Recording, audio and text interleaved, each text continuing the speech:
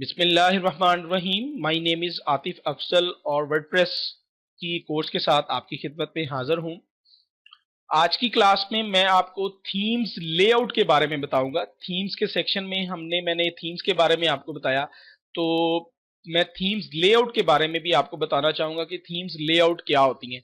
तो जब भी आप कोई थीम सिलेक्ट करें इस क्लास से जो है, इस लेआउट क्लास से जो है वो आपको समझ आ सकती है कि भाई थीम्स की लेआउट जो है वो आपको जो भी आप काम कर रहे हैं, जिसके लिए आप ब्लॉग बना रहे हैं या वेबसाइट बना रहे हैं, तो उसके लिए आपको कैसी लेआउट जो है वो थीम्स जो है वो यूज करनी चाहिए।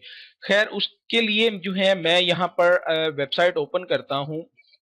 हमारी जो vidhippo.com वेबसाइट है, तो इसमें अगर आप देखें तो टॉप पर जो है वो आपको ये एक लोगो नजर आ रहा है, ठीक है। और ये सारी चीज को हम जो है वो हेडर बोलते हैं। हेडर जो है वो, हेडर में आप लोगो को सेंटर में भी रख सकते हैं, लोगो को जो है लेफ्ट साइड पे भी रख सकते हैं, राइट साइड पे भी रख सकते हैं, ये आपकी चॉइस है। तो मोस्टली ज्यादा अगर हम सेंटर में रख सकते हैं या लेफ्ट साइड पे रख सकते हैं, क्योंकि हम इंग्लिश में वेबसाइट बना रहे होते हैं तो हम लेफ्ट साइड में ही लोगों को रखते हैं। या अगर आप लोगों को थोड़ा बड़ा रखना चाहते हैं तो आप उसके लिए, या एक बैनर यूज करना चाहते हैं तो उसके लिए लोगों को आप सेंटर में करते हैं और अपनी इमेज का साइज जो है वो बड़ा रख लेते हैं ताकि वो आपका बैनर के तौर पर यूज हो। तो आप लोगो भी यूज कर सकते हैं, बैनर भी यूज कर सकते हैं। तो मैंने यहाँ पर सिर्फ लोगो यूज किया और यहाँ पर एडवर्टाइजिंग का एक बैनर यूज किया हुआ है। तो आपकी चॉइस के ऊपर डिपेंड करता है कि भी आप जो है वो किस तरह का लेआउट तैयार करना चाहते हैं। तो मुख्तलिफ साइज में लेआउट जो है वो आपको फ्री ऑफ कॉस्ट जो है वर्डप्रेस की डायरेक्टरी में, थीम्स की डायरेक्टरी में मिल जाएंगे, या प्रोफेशनल भी आप परचेज कर सकते हैं। उसके बाद जो है वो हम इन लिंक्स के बारे में देखते हैं। ये लिंक्स और ये टॉप जो है, ये टॉप नेविगेशन बार है और ये मेन नेविगेशन बार है। इसको हम टॉप नेविगेशन बार बोलते हैं, इसको मेन नेविगेशन बार बोलते हैं। तो इसको हमने जो है वो हमने मेन्यू के सेक्शन में देखा था कि भी हम इनके ऊपर कैसे लिंक्स वगैरह लगा सकते हैं। हम ये वेबसाइट तैयार कर रहे थे तो उसमें हमने ये सारी चीजें देखी। उसके बाद जो है वो हम देखते हैं जो हमारा एरिया स्टार्ट होता है, हम अगर लेफ्ट साइड पे देखें, सॉरी राइट साइड पे देखें, तो ये हमारा जो है ये, इसको हम साइड बार बोलते हैं। तो साइड बार में हम जो है वो चीजें वो विडगेट्स की मदद से जो है वो हमने विडगेट्स की क्लास में अगर आप देखेंगे तो आपको ये साइड बार में सारी जो है वो पता लग जाएगा कि कैसे इनको हम यहाँ पे डिजाइन कर सकते हैं। उसके बाद हमारा कंटेंट एरिया आ जाता है, जिसमें हम जो है बॉडी एरिया भी जिसको हम बोलते हैं, यहाँ पर हमने जो भी पोस्ट करनी होती है, या हमने स्टैटिक पेज रखा हुआ है तो जो भी हमने इसको डिजाइन करना होता है तो उसको हम जो है यहाँ पर जो है वो डिजाइन करते हैं, या पोस्ट जो है वो हमारी यहाँ पर डिस्प्ले होती है। इसी तरह जो है वो हम ये नीचे फुटर आ जाता है। फुटर को भी हम डिजाइन करते हैं अपनी मर्जी से, जो भी लिंक्स वगैरह यहाँ पे देना चाहें, कॉन्टेक्ट अस का पेज वगैरह भी, यहाँ पे फॉर्म वगैरह भी लगा सकते हैं। मुख्तलिफ चीजें आप विडगेट्स की मदद से यहाँ पर भी लगा सकते हैं।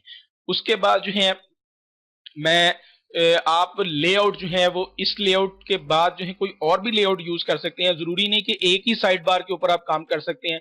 आप राइट साइड पर और लेफ्ट साइड पर दोनों में ही layout, sorry, side bar use कर सकते हैं। या राइट में नहीं करना चाहते, लेफ्ट में करना चाहते हैं तो लेफ्ट में भी आप कर सकते हैं। ये आपके पास चॉइस मौजूद है। वर्डप्रेस की थीम्स जो हैं उनके ऊपर डिपेंड करता है कि अभी आप कौन सा यूज करना चाह रहे हैं लेआउट। और अगर कई दफा इस तरह भी होता है कि भी अपने दोनों राइट साइड पर दोनों साइड बार, दो साइड बार यहाँ पर यूज करना चाहें, तो ये आपके ऊपर डिपेंड करता है। तो मैं कुछ लेआउट जो है वो आपको यहाँ पर एक डिस्प्ले करता हूँ। तो ये एक खाका सा मैंने यहाँ पे आपके सामने डिस्प्ले कर रहा हूँ। जो टॉप पर जो है वे, जैसे कि मैंने बताया, वो हेडर उसको हम बोलते हैं। उसमें हम लोगो वगैरह भी जो है वो लगा सकते हैं और एक इमेज को डिजाइन करके भी हम अपना हेडर जो है वो यूज कर सकते हैं। हेडर्स वगैरह या लोगोज वगैरह बनाने के लिए आप हमारी vidhippo.com से एडोब फोटोशॉप का कोर्स या कोरल ड्रा का कोर्स भी परचेज कर सकते हैं। ग्राफिक अगर आप करना चाहते हैं तो वहां से जाकर इनके कोर्स भी आप परचेज करके एक अच्छे लोगो और बैनर्स वगैरह जो है वहां से डिजाइन कर सकते हैं। उसके बाद आ जाता है नेविगेशन बार। यहाँ पे नेविगेशन बार, जैसा कि मैंने आपको बताई, ये टॉप पर भी हो सकती है और नीचे भी हो सकती है। दोनों आप यूज करना चाहें दोनों भी कर सकते हैं, लेकिन जो डिफॉल्ट ज्यादातर यूज की जाती है वो हेडर के बाद जो नेविगेशन बार आती है वो ज्यादा यूज की जाती है।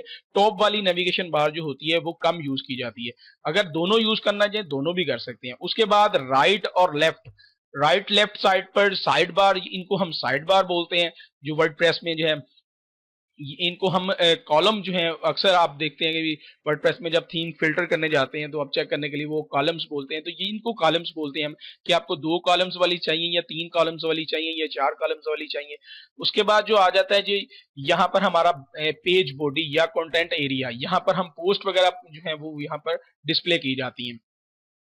ये जो है ये ऑप्शनल होती हैं, थीम्स के ऊपर डिपेंड करता है। यहाँ पर आप विडगेट्स वगैरह टॉप पर भी लगा सकते हैं और बॉटम में भी लगा सकते हैं। ये थीम्स के ऊपर डिपेंड करता है, या थीम्स में अगर ना हो तो आप मैनुअली पीएचपी में जाकर, एडिटर में जाकर भी यहाँ पर ऐड भी कर सकते हैं। तो अगर थीम्स आपने कोई अच्छी परचेज की हो तो वो भी यहाँ पर आपको दे सकते, यहाँ पर लगा सकते हैं विडगेट्स वगैरह अपनी मर्जी से। यहाँ पे एडवर्टाइजिंग वगैरह भी आप लगा सकते हैं, कोई गूगल एडसेंस का या कोई भी आप एडवर्टाइजिंग कंपनी के ऊपर जो एड्स लगा रहे हैं वो यहाँ पर भी डिस्प्ले कर सकते हैं, साइड बार में भी कर सकते हैं। उसके बाद फुटर का एरिया आ जाता है। फुटर में मैंने जैसा कि बताया कि भी आप एडवर्टाइजिंग का बैनर भी लगा सकते हैं, अपनी इंफॉर्मेशन भी दे सकते हैं, कुछ भी विडगेट्स की मदद से आप यहाँ पर लगा सकते हैं। तो ये एक लेआउट का मैंने एक क्लास जो है वो रखी, ताकि आपको लेआउट के बारे में इंफॉर्मेशन होनी चाहिए। ये आपके टॉपिक के ऊपर डिपेंड करता है कि भी आप थीम्स और लेआउट किस तरह का यूज करना चाहते हैं, और थीम्स और लेआउट जो है वो चीज यूज करें जो कि इतनी हैवी ना हो, रिस्पॉन्सिव हो। रिस्पॉन्सिव मैंने आपको बताया कि वो टेम्पलेट्स होते हैं, वो थीम्स होती हैं जो कि यूजर फ्रेंडली, मोबाइल फ्रेंडली होती हैं, जो कि आपको टैब में भी ओपन करें तो रीसाइज हो जाती हैं ऑटोमेटिक इमेजेस वगैरह, और अगर आप मोबाइल में यूज करें देन वो मजीद जो है वो रीसाइज हो जाती है, और अगर आप लैपटॉप में यूज करें देन तब भी वो जो है वो आपकी थीम जो है वो अच्छी दिख रही होती है। तो आजकल चूंकि लैपटॉप,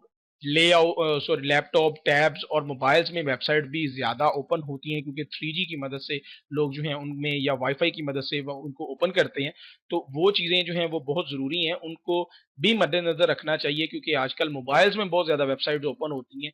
तो आपकी लेआउट इस तरह की होनी चाहिए, आपकी थीम्स इस तरह की होनी चाहिए, टेम्पलेट्स इस तरह का होना चाहिए जो मोबाइल फ्रेंडली भी हो, टैब फ्रेंडली भी हो, और किसी भी साइज़ के ऊपर जाके उसको हम ओपन करें तो वो ओपन हो जाएँ। तो और वो बिल्कुल एग्ज़ैक्ट ओपन हो, तो उनको हम रिस्पॉन्सिव थीम्स बोलते हैं। वो आप परचेज़ भी कर सकते हैं, और आप वर्डप्रेस की डायरेक्टरी से जाकर फ्री भी हासिल कर सकते हैं। तो ये था लेआउट। तो उम्मीद करता हूँ कि आपको लेआउट के बारे में पता लग गया होगा, और इंशाल्लाह मिलते हैं नेक्स्ट वीडियो में। अल्लाह हाफ़िज़।